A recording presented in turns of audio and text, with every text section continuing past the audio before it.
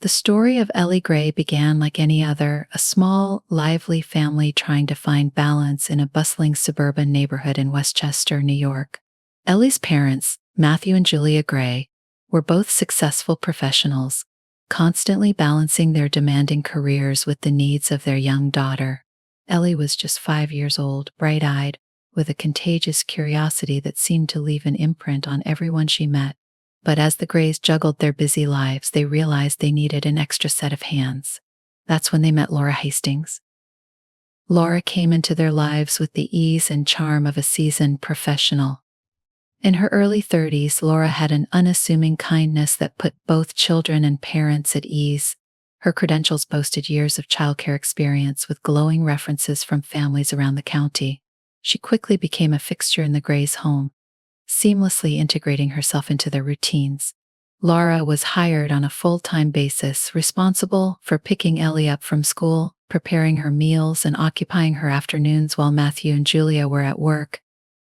In the beginning, all seemed well. Julia found comfort in knowing Ellie was with someone experienced and nurturing. Even noticing positive changes in her daughter's demeanor, she seemed happy and even a bit more independent, a testament, Julia thought, to Laura's influence. The Grays were reassured by how Ellie seemed to adore her nanny, and soon Laura was trusted implicitly. But subtle signs started emerging. Julia noticed small bruises on Ellie's knees and arms, which Laura dismissed as typical childhood tumbles. Still, Julia couldn't shake a nagging feeling. Friends and family also began noticing a subtle shift, a slight dimming of the little girl's usual brightness. What seemed like inconsequential incidents accumulated in the back of Julia's mind, casting a faint shadow over her confidence in Laura's care. It was an instinct, a barely perceptible whisper of doubt that Julia kept pushing aside. Matthew, on the other hand, was unconcerned, chalking up Julia's feelings to overprotective instincts. But on a rainy November evening, the feeling of safety surrounding Ellie's life shattered when Laura called Julia with chilling news. Ellie had fallen and suffered a head injury. Laura explained in a controlled voice that she had called an ambulance and was following them to the hospital. Julia and Matthew arrived at the hospital to find Ellie in critical condition. The attending physician, Dr. Mark Darnell, took them aside with a somber expression that betrayed the severity of their daughter's injuries. He explained that Ellie had sustained blunt force trauma to the head, a type of injury he found perplexing given Laura's account of a simple household fall. Despite efforts to stabilize her, the extent of her brain injury was grave. Several hours later, Ellie passed away, leaving her parents in a state of shock and devastation. The Grays struggled to piece together what had led to this unthinkable tragedy. When the initial grief subsided just enough to let questions seep through, Julia found herself replaying Laura's explanation in her mind. Laura had been adamant that Ellie's fall was accidental, yet something felt disturbingly off. The injuries described didn't align with a minor slip in the bathroom, as Laura had claimed. It felt as if a puzzle piece was missing from the story. Police investigators were called in to examine the circumstances of Ellie's death, initiating what would become a comprehensive investigation. Detective Rachel Carver, an experienced investigator specializing in child protection cases, was assigned to the case. From the beginning, Carver found Laura's version of events inconsistent. When asked about the nature of the injury, Laura's story was vague, lacking details, with pauses that seemed less like a person searching for words and more like someone recalculating her story on the spot. Carver's suspicions deepened as she looked into Laura's background. She discovered that Laura had a close relationship with a man named James Keller, a former boyfriend with a string of minor offenses, none of which hinted at violence, but painted a picture of someone familiar with the edges of the law. It wasn't long before Carver decided to dig deeper, bringing James in for questioning. His statements were riddled with inconsistencies, and unlike Laura's calm demeanor, James appeared anxious, his responses hesitant and defensive. The investigation intensified when Detective Carver obtained a warrant to search Laura's phone. Through messages exchanged between Laura and James, a chilling story began to surface. Detective Carver's team began meticulously examining the messages between Laura Hastings and James Keller, uncovering a narrative far darker than any of them had anticipated. The texts painted a picture of two individuals bound by a toxic dependency.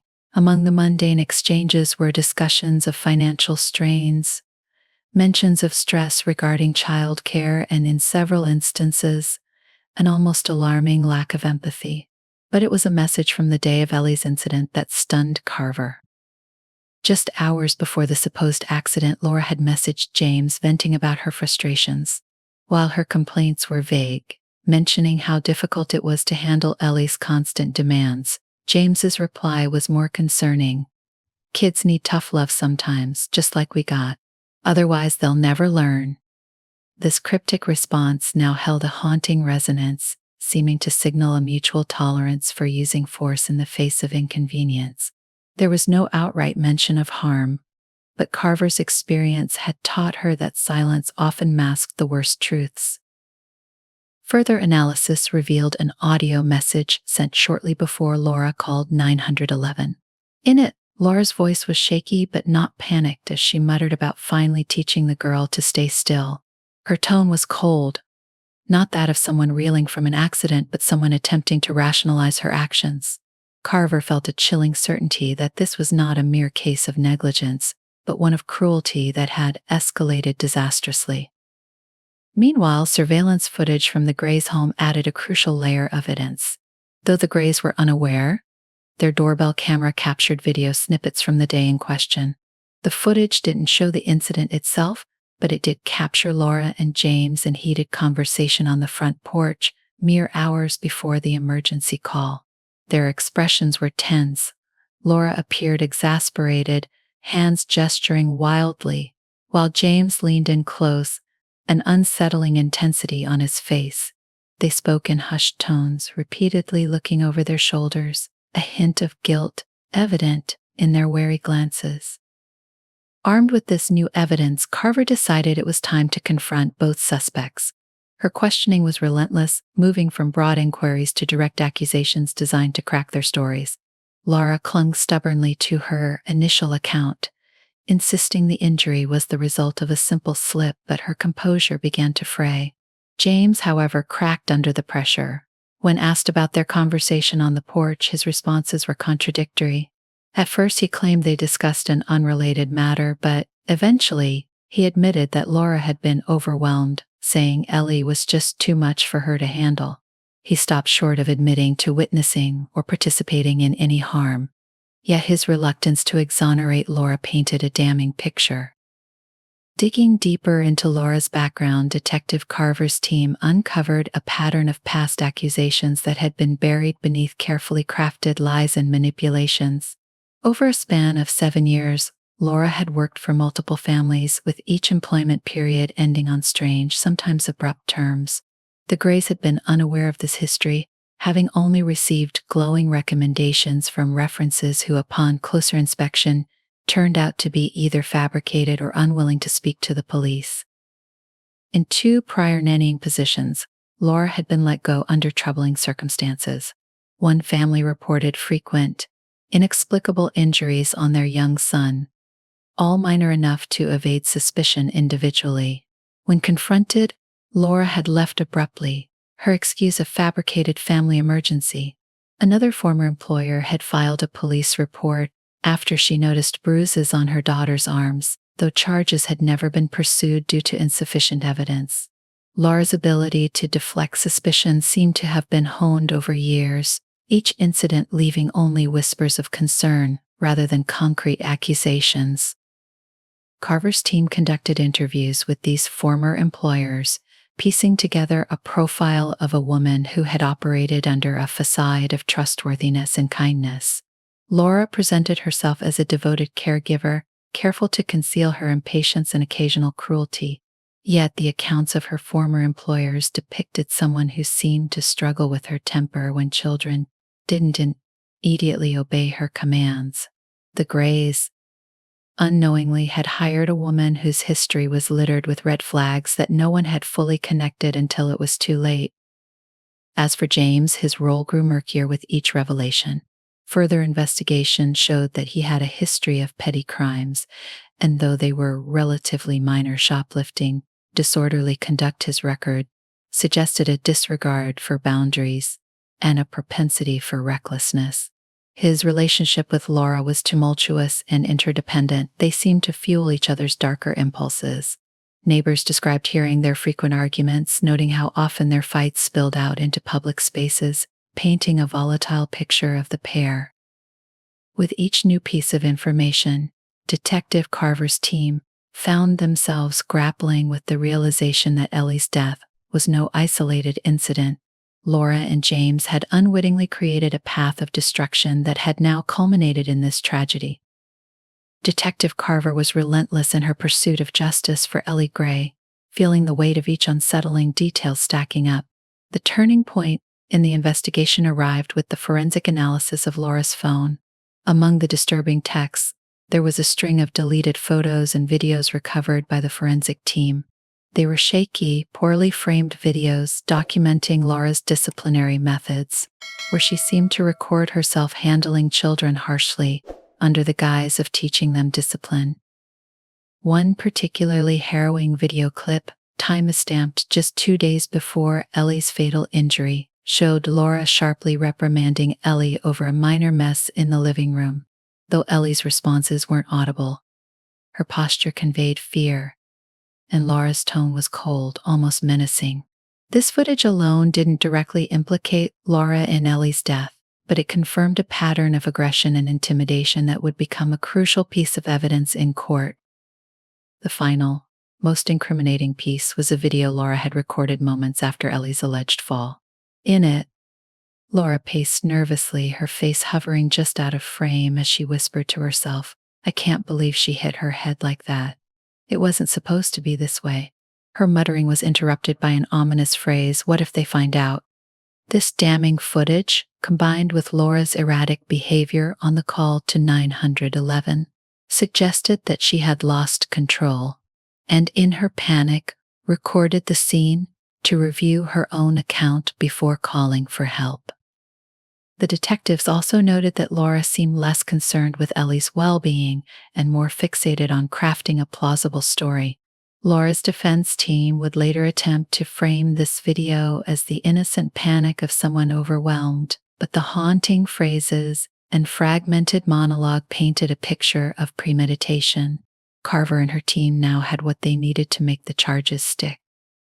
With the mounting evidence, Detective Carver prepared for the final round of interrogations.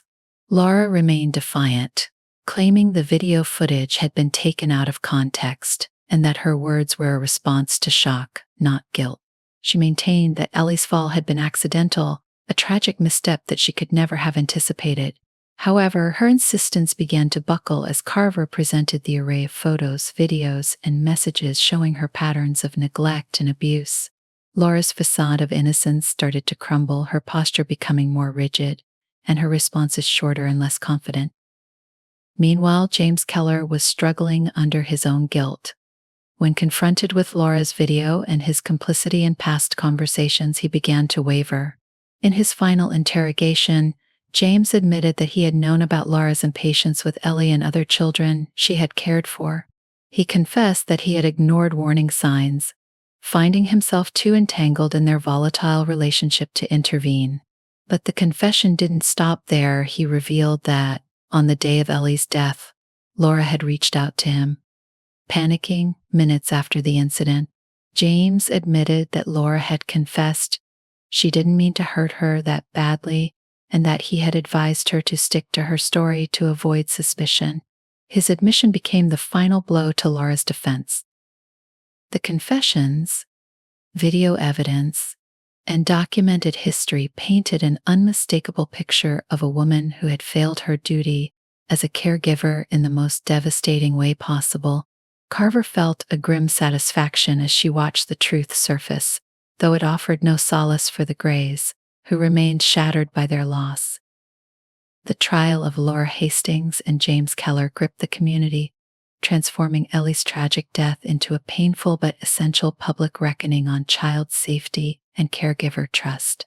Prosecutors painted Laura as a woman who masked her cruelty with a veneer of professionalism, only to unleash her anger on vulnerable children when frustration overtook her. They argued that Laura's disciplinary methods were nothing more than thinly veiled acts of abuse, with Ellie being her final victim. They also held James accountable for his role, highlighting his advice to Laura to conceal the truth, a move that constituted obstruction of justice and indicated complicity. The evidence presented was harrowing, and the prosecution's case hinged on the digital trail Laura had left behind. The videos of Laura berating Ellie, the texts exchanged with James, and the eerie self-recorded monologue after Ellie's injury painted a chilling portrait. The court watched, horrified, as the prosecution played the recovered footage of Laura's actions, each moment layered with an indifference that revealed her darker tendencies. It became painfully clear to the jury and observers alike that Laura's actions were deliberate, her behavior methodical, escalating over time. The defense attempted to reframe Laura's actions as those of an overwhelmed caregiver, caught in a moment of weakness, rather than outright malice. They argued that Laura was under significant stress, her mental state fragile, and that Ellie's injury had genuinely been accidental. However, the defense's arguments struggled to gain traction against the overwhelming evidence presented by the prosecution. The recorded video of Laura's whispered phrases, especially her chilling worry about being found out, weakened her defense considerably. James Keller's defense was equally difficult. His attorneys claimed he had merely been a bystander, a man in a troubled relationship trying to manage Laura's outbursts. However, his own confessions during interrogation, combined with the texts where he encouraged Laura to stick to her story, tied him unmistakably to the incident. His role in advising Laura, despite knowing of her abusive tendencies, illustrated a level of complicity that the prosecution argued made him partly responsible for Ellie's tragic fate. As the trial proceeded, testimonies from former employers, neighbors, and even members of Laura's family revealed a pattern of suppressed violence and unresolved anger issues that Laura had hidden for years. Each witness brought new insights into Laura's behavior, making it clear to the court that Ellie's case was no unfortunate accident, but a culmination of a long history of neglect and simmering resentment. After weeks of grueling testimony and evidence review, the jury delivered their verdict. The courtroom was silent as the foreperson stood, declaring both Laura Hastings and James Keller guilty. Laura was convicted of manslaughter, child abuse, and endangerment. Her sentencing reflected the severity of her actions, ensuring she would serve decades in prison. James was convicted as an accessory to manslaughter and for obstruction of justice, receiving a substantial sentence, though less severe than Laura's. In the eyes of the community, justice had been served, yet the wounds Ellie's death left behind ran deep.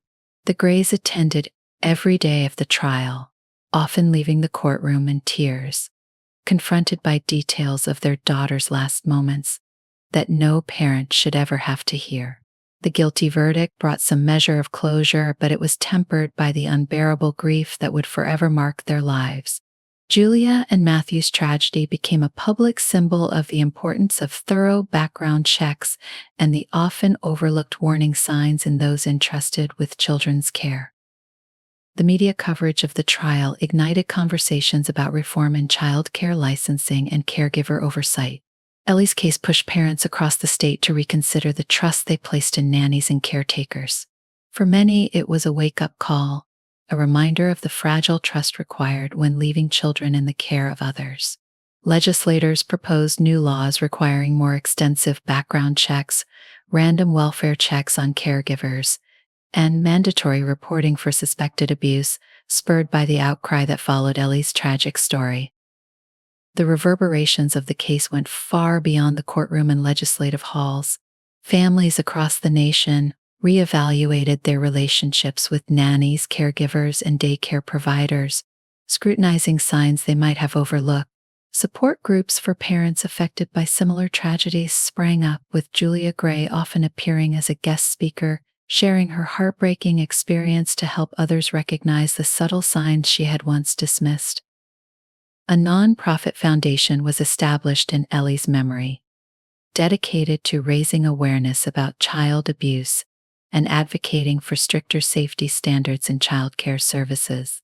The organization, Ellie's Voice, quickly gained traction, hosting seminars and workshops for parents and caregivers to educate them on spotting signs of distress or maltreatment in children. Julia and Matthew poured their grief into the foundation, hoping that their daughter's story might prevent other families from suffering similar tragedies. Their foundation worked in close collaboration with child advocacy centers and law enforcement agencies, providing resources for parents to conduct background checks, and even pushing for funding for new initiatives to protect children in home care. Over the years, Ellie's Voice became a respected force in child welfare, with Julia Gray becoming an outspoken advocate on national news platforms, urging legislative change and sharing warning signs parents should never ignore.